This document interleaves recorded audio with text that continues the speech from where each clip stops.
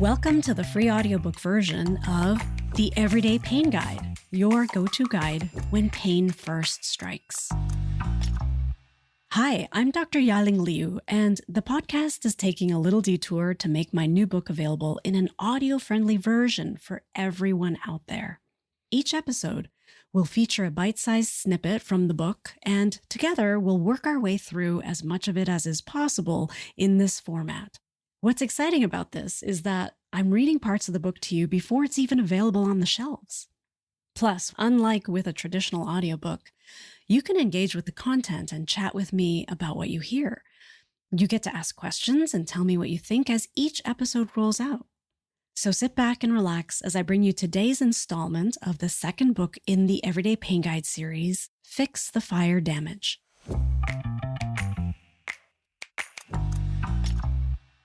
The last episode finished up a series of episodes covering the release and retrain section of the Stress Biology Action Plan, where we talked about ways to release emotional stress triggers, and we also introduced some strategies for retraining your nervous system, all for the sake of biologically lower stress levels.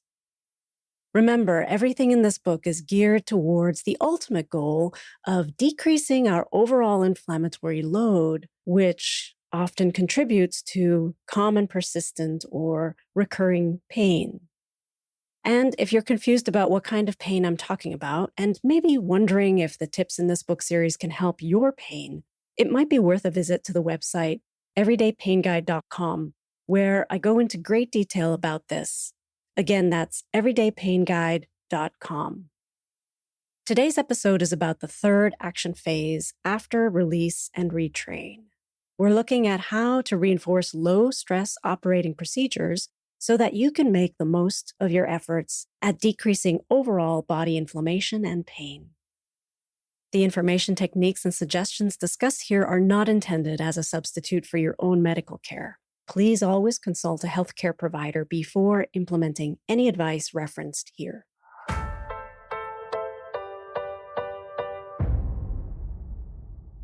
Action Phase 3, reinforce your low-stress biology. We're going to go through a checklist again to see if this is a good place to be in your process with the book. This time, it's quite a short one. Start here if you answer yes to any of the following.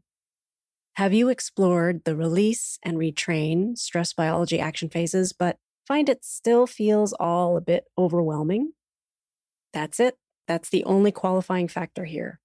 Now, here are the key tactics being employed in this short but mighty action phase. Reinforce. The goal: to reinforce your commitment to healthier stress biology to protect against future episodes of pain. And how are you going to achieve this? You are going to ease up on yourself, you're going to keep it up, and you're going to return to it whenever you stray, right? Just like the Buddhist saying, begin again. And when do you use the reinforce phase?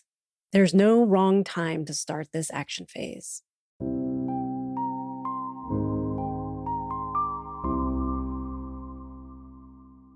Ease up on yourself, keep it up, and return to it. One sure way to add stress is to be hard on yourself for not following through with your self-care to the highest expectation. Easing up on yourself creates space and permission to return to it as often as needed without harsh judgment, guilt, or reprimand. Come back to your self-care with joy and curiosity, not dread. This might include finding a way to commit to regular use of the strategies that you learned in the body mechanics action plans. It might also include allowing yourself to repeatedly return to the body chemistry action plan without judgment. Finally, you might also keep inflammation at bay by exploring the different parts of the stress biology action plan. Explore ideas for healthier coping. Play with sight, smell, sound, touch, and taste to soothe your nervous system. Honor the body chemistry connections to your stress biology by becoming more mindful about food, sleep, play, and relationships. Embrace the power of body positioning on your state of mind. And lastly, reevaluate your biases. If all you can do is be open to the following few highlights, your efforts will be multiplied. Imagine what it would be like to enter old age with ease, humble pride, and acceptance.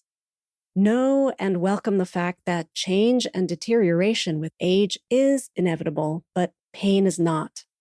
Find ways to laugh, take breaks from the seriousness of life. And finally, seek out gentle, joyful movement, whether that be dancing, singing, or simply being in nature. As you strive to find a balance of easeful body mechanics, body chemistry, and stress biology by releasing, retraining, and reinforcing, remember that faltering is not failing. Let yourself fall and get up as many times as it takes.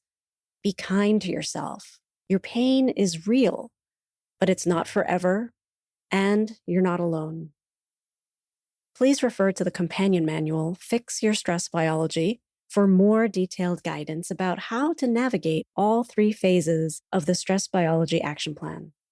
The companion manual is a place for you to keep notes about your journey and track your progress.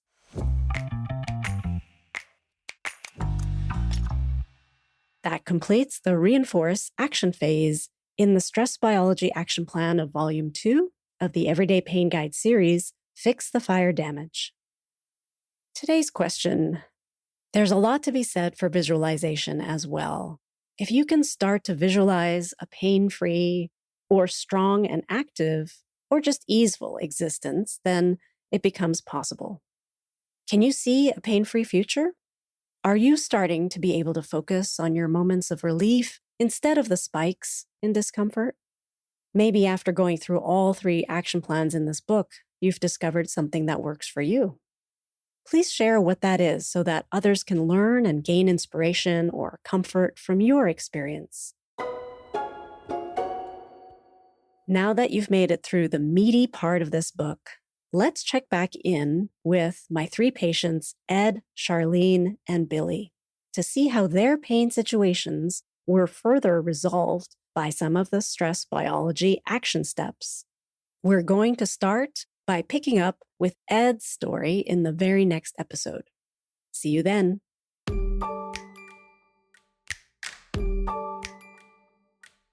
This episode was an excerpt from The Everyday Pain Guide, your go-to guide when pain first strikes. Written and narrated by me, Dr. Ya-Ling Liu, with audio editing and production provided by Organized Sound Productions. Do you have questions or comments about today's episode? You can shoot me an email anytime at hello@stopeverydaypain.com.